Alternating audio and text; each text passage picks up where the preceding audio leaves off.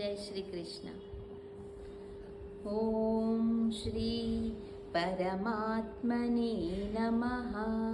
श्रीमद्भगवद्गीता अथ पञ्चदशोऽध्यायः। श्रीभगवानुवाच ऊर्ध्वमूलमधः शाखम् अश्वत्थं प्राहुरव्ययम् चन्द्रांसि यस्य पर्णानि यस्तो वेद स वेदवित्। अधश्चोत्वं प्रसृतास्तस्य शाखा गुणः प्रवृद्धा विषयप्रवालाः।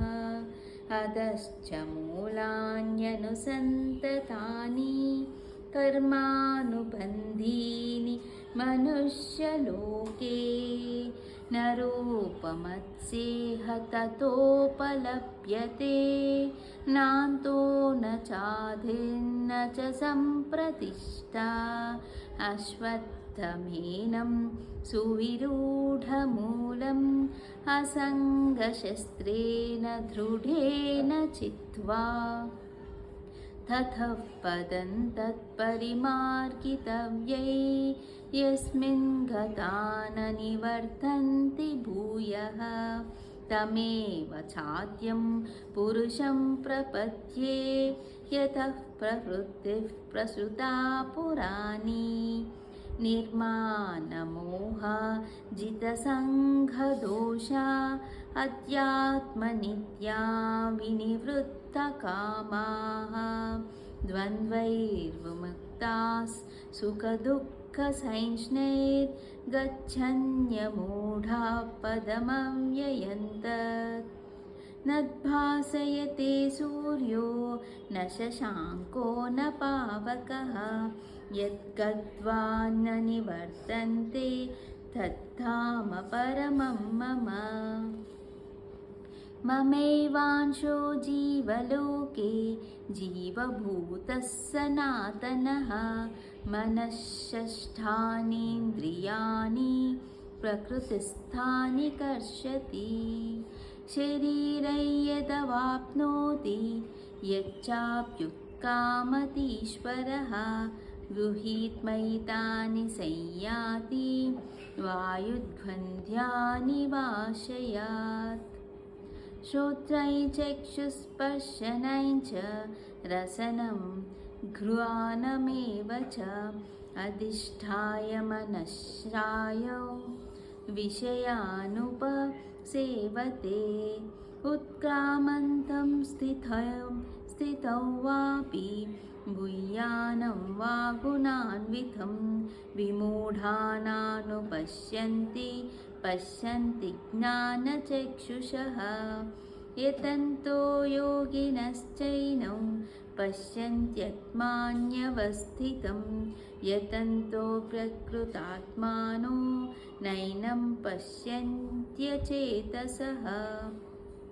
यदादित्यगतं तेजो जगद्भासयतेऽखिलं यच्चन्द्रमसि यच्चाग्नौ तत्तेजो विद्धि मामकम्।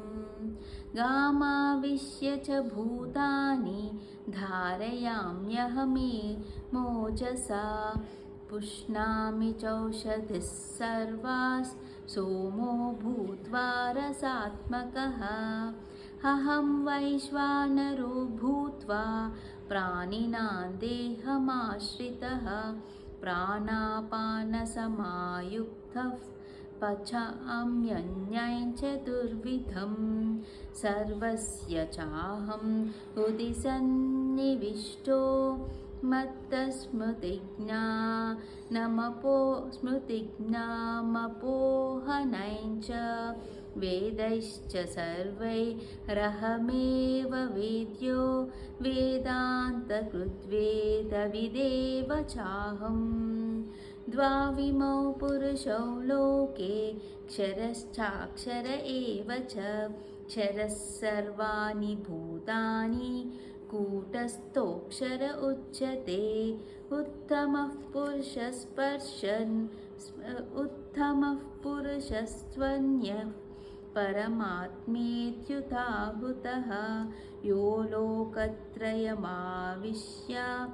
बिभर्त्यव्यय ईश्वरः यस्मान्त्यक्षरमतीतोऽहम् अक्षरादपि चोत्तमः अतोऽस्मि लोके वेदे च प्रार्थितौ पुरुषोत्तमः यो मामेवमनमूढो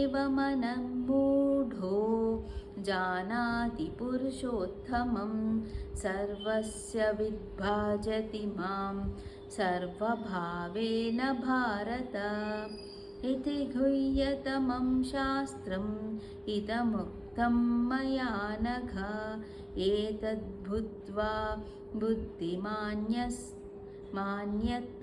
कृतकृत्यश्च भारत ॐ तत्सदिति श्रीमद्भगवद्गीतासु उपनिषत्सु ब्रह्मविद्यायां योगशास्त्रे श्रीकृष्णार्जुनसंवादे पुरुषोत्तमयोगो नाम पञ्चदशोऽध्यायः। ॐ श्रीकृष्णार्पणमस्तु।